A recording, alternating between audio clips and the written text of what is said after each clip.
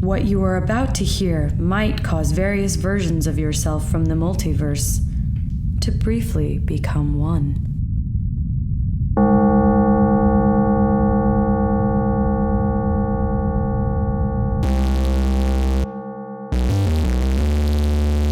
Hello and welcome to the Kakos Industries corporate shareholder announcements. At Kakos Industries, we help you to do evil better. My name is Corin III and I am CEO of Kakos Industries.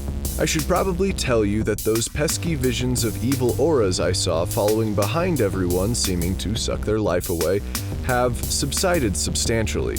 I still see a couple here and there, specifically behind those people I view as especially evil. I will say that in order to achieve this reduction in visual disturbances, I have had to step back from a few of my duties here. They were things that were easily delegated, but I prefer to do as much as I can myself. I had no choice but to let those tasks go, though. So if you see someone else visiting your favorite division, taking notes and shaking their head from side to side in disappointment, know that they represent me and that I will be informed of everything they see. I will miss all of my employees' startled and frantic faces as I begin to do a surprise inspection, though. Perhaps we can invest in some sort of body cameras for these new inspectors.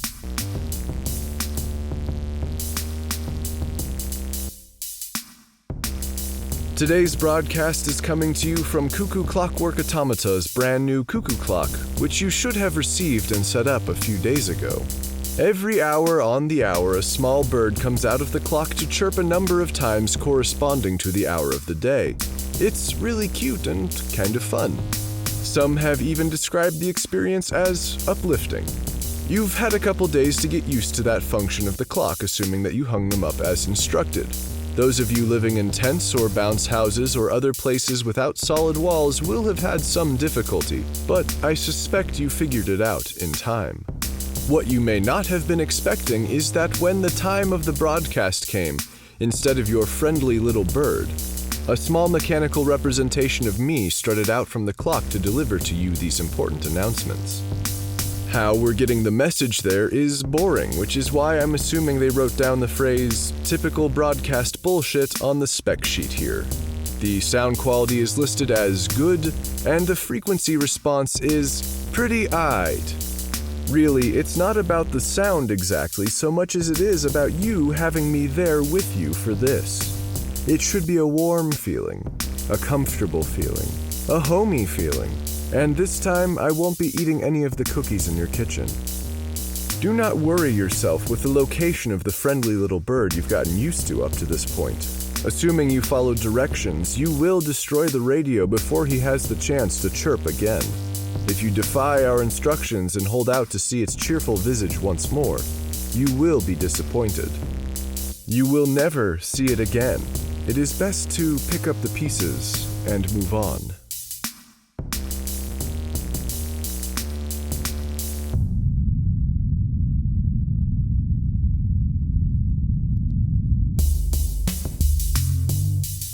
Shareholders, have you been having a good celebration today? You know, the celebration that is happening today, but for whatever reason it is not mentioned on any of my calendars or digital alerts. The celebration that no one thought to remind me of, even though it could be potentially embarrassing if I forgot it, but luckily I didn't. The celebration where everyone here at Kakos Industries is wearing something new and unusual. The one with the bright colors and the strange cuts of fabric. The one that would be sure to startle anyone, even those of us holding the highest offices, if they weren't expecting it. But of course we all were. You know the one, I am sure. I don't even feel the need to tell you what it is. In fact, it's embarrassing if you don't know what it is, when it is so obvious that everyone else does. Of course, I chose not to participate today because I'm the CEO and I have to give off an appearance of strength and consistency. So wearing the clothes that are associated with this festival was simply not something that I could do. That is why I am dressed differently. It's a fun celebration, of course, but I leave it for all of you to enjoy without me. It's selfless of me, truly. Perhaps I will participate later, time permitting. For now, I just get to watch all of my employees here celebrating this celebration which we all know is celebrated in just this celebratory fashion. This is one of my favorite celebrations, if I'm being totally honest.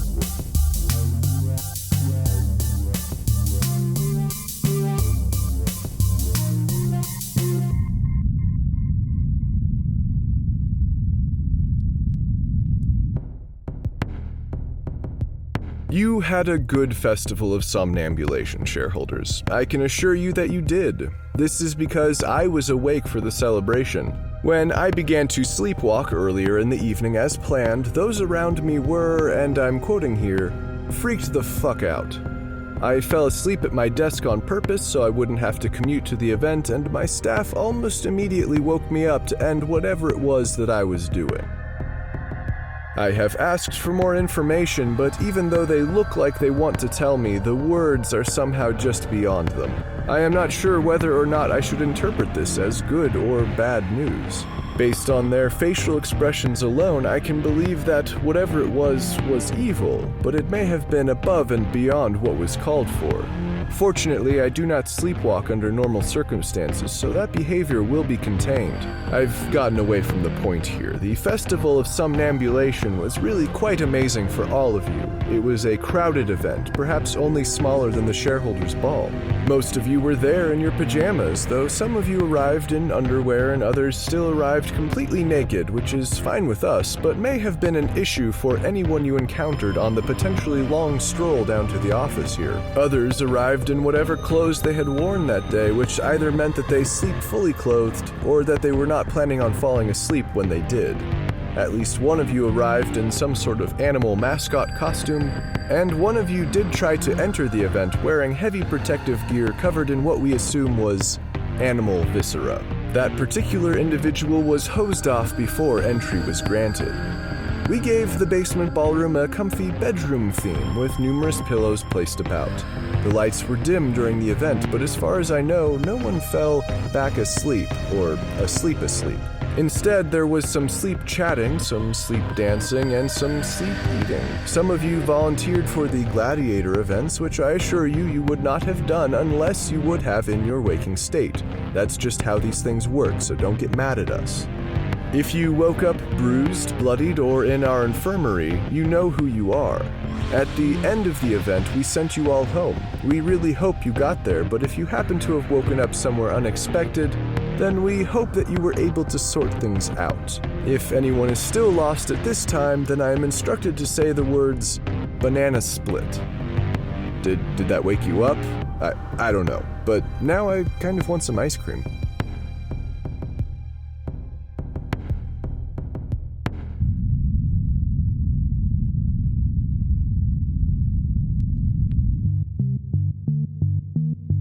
The celebration of books will go ahead as planned. I know that we canceled the Festival of Tripping Balls, and the celebration of books is usually considered a response to that festival for our more bookish shareholders. But it would seem that the book lovers still need some help getting out of the house. Also, I like the festival. I don't get as much time to read as I would like, so getting to read for a work-related activity is a nice change. We'll have all the usual texts for you to peruse, even those known to cause spontaneous and awkward sexual climaxes within the first few pages. Even those that you have to read wearing special blinders because taking in too many words at once can cause fainting and even death. We'll even let you read the books that may awaken things within you that you may wish to leave sleeping. We've got versions upon versions of ancient texts, some even completely changing the meaning of old stories we take for granted today. In the romance corner, there are books that might teach you how to enjoy something you previously never thought possible until you heard about it in just the right way. In the no romance section, there are a lot of books for people who don't like being touched. That's okay, we know you can do evil without. I am told that within the stacks in the basement library, there is a sketchbook of my grandfather's greatest sexy doodles. It might give you a thrill or maybe a laugh. I'm sure he'd be fine with either. You did hear me correctly, by the way. We now have a basement library. We decided it wasn't worth the effort to pack all of the books up again after the celebration last year, and we do have an empty space just below the basement ballroom. So we decided to just shift them down one flight of stairs and leave it at that. You can come by any other time to look at books and maybe even check a couple of them out. I will warn you that we don't do late fees exactly, so you might want to make sure to return your books on time. We won't be checking any of them out during the festival, though. That would require more workers than we can spare. And the point of the festival is for you to read around other people, not rush home to whatever dark and damp cave of comfort you've constructed for yourself. I am told that a small group of you bookish types have also arranged to use the basement ballroom above as a space for a rave toward the end of the celebration of books. My prediction? The rave will smell bad. That's all I've got. Maybe some video game techno remixes. I don't know. Knock yourselves out.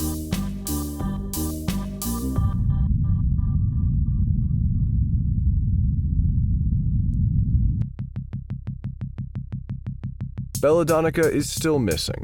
There have been many more hooded figure sightings, though. Grace recommended that I get some more social activity in with the Kakos Industries employees, so I took it upon myself to don a dark hooded cloak and wait to see if I might be included in whatever games are rumored to be played in this fashion. Previously, I mentioned that there are reported to be some competitive sports played in our building at night where these types of cloaks are used. I have a suspicion that the other hooded figures were able to figure out who I was somehow because they stayed far away from me. Except for one of them. I began to give chase as I saw some hoods disappear around a corner. They might have even been kicking a ball, I can't be certain. When I turned the corner, though, there was no one there. When I turned around, a shorter figure with small fists and no other discernible characteristics from under the heavy fabric struck me surprisingly hard in the stomach and ran off. I recovered from the blow and attempted to follow after my attacker, but I only found a solid wall where he ran off, and I'm aware of no hidden passages there. Doing what amounted to the minimum amount of espionage for Grace, I was able to tell her that, of all the hooded figures that I was able to glimpse at a distance, none of them were small children. I may continue to experiment with this strange subculture here at Kakos Industries, but I have little hope of finding Belladonnica while I'm at it. I think that Grace managed to turn all of our lawns here at Kakos Industries upside down in hopes of finding Belladonnica in the dirt somewhere, but she was unable to find anything. The dead animals that have been buried in the holes she left have not yet risen up either, which is disappointing. I told Grace that Belladonnica was not the type of girl to disappear without intending to, and that wherever she is probably doing just fine, and she is probably drawing up elaborate plans to kill me. Grace smiled ever so slightly, which really speaks volumes coming from her usually expressionless face.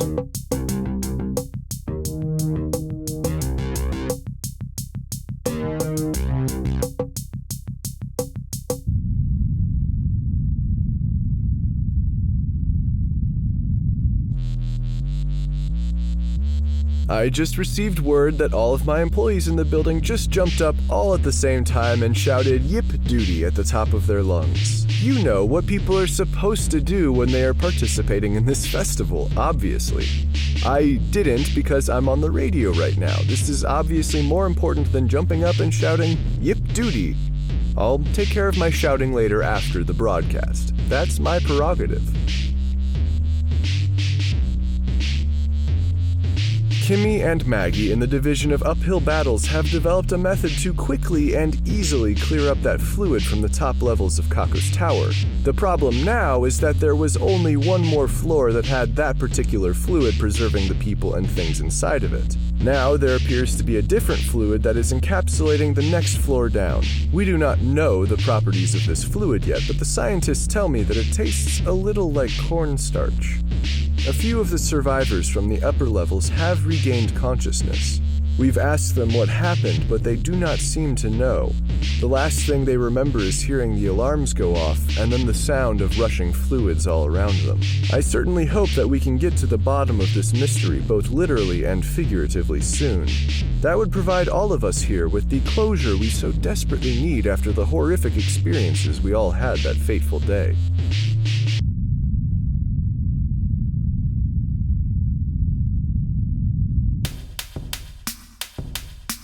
I have news from the Division of Sexual Experimentation. It seems that their new sex toy that cures societal insecurities in women has been having some exciting results during testing. They tell me that after an hour or two with the device, the subjects report markedly lower levels of shame and guilt about sex and report their likelihood of engaging in promiscuity much higher. The trouble is that these changes do not last. They find relief in the highly therapeutic vibration settings of the device, but only for around 8 hours after exposure. Then, contact with the outside world begins to reset the unfortunate biases. The scientists in the division have provided some of the devices with sufficient artificial intelligence to come up with creative solutions to this recurring problem. Using those neural networks, the devices have begun requesting time with the mothers of the test subjects. I realize that this is a sensitive topic to some of you, so I will spare you the details. But it does seem that after the devices work with those mothers we are able to bring in, the sexual shame of the test subjects has not been reoccurring quite as quickly. There appears to be more research to be done here. We shall see what happens.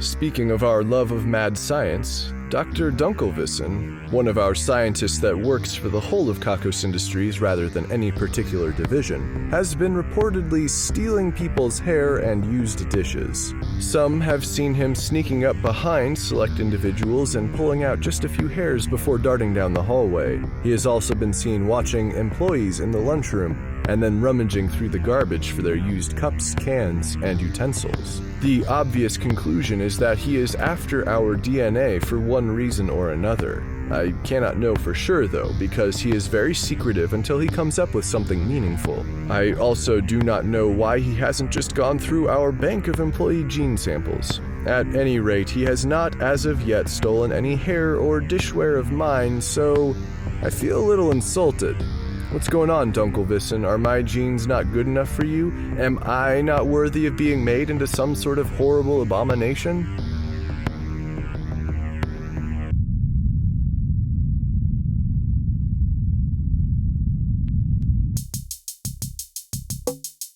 Things have been going well with Brosophus, my officially appointed friend here at Kakos Industries. We still hang out fairly often. It gives me an opportunity to just switch off.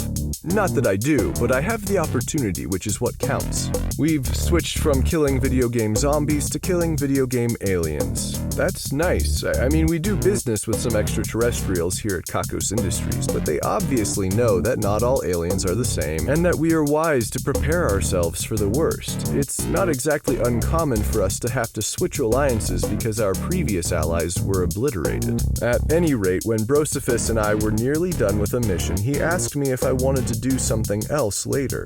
I said, I don't know, what would you like to do? To which he responded, I don't know either. I'm assuming I gave him the correct response. Of course, there were things I wanted to do, but you don't want someone to find out who you are too quickly, you know? I would regard Brosophus's job here at Kakos Industries as one of the less evil ones available, so I don't want to scare him. Now that I think about it, I am leaving myself open to your interpretations of how I like to spend my Saturday nights, shareholders. Cue the drawings, I suppose.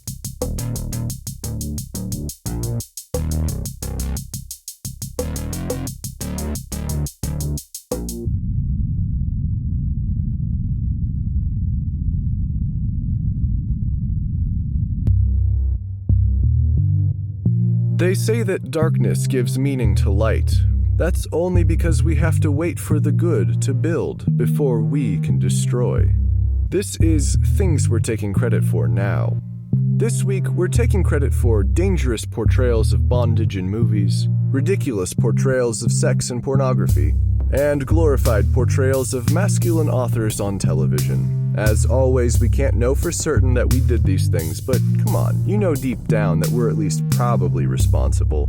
If you happen to disagree with anything we've taken credit for, then you might become a terrible portrayal of who you once were. Be careful.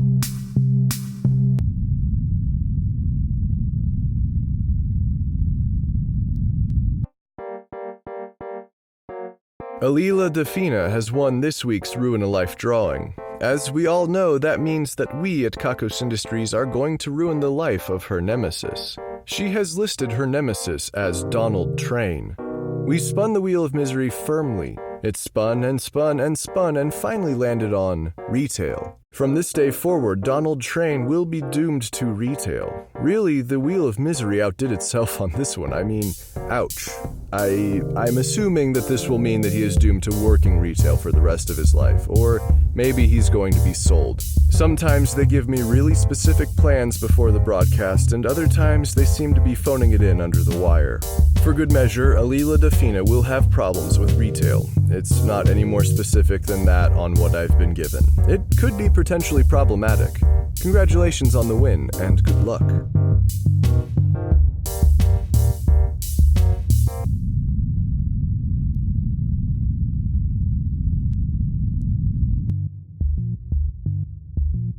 And that brings us to the end of the broadcast. Boy, have I been enjoying this festival, shareholders. It's everything I could have wanted and more.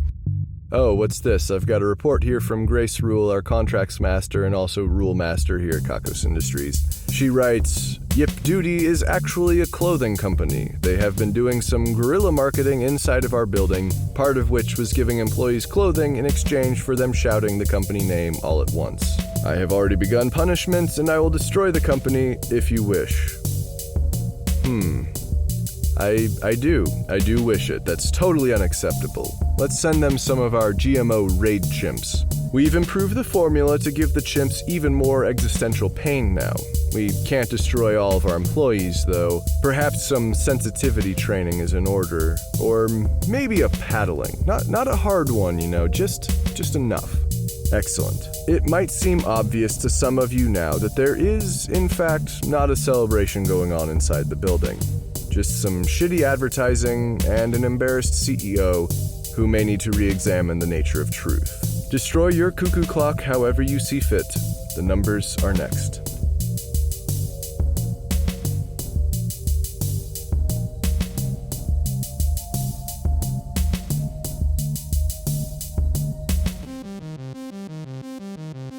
$17, $34,500, $117, $35,400, $1,118, $45,300, $11,117, $54,300, $111,111.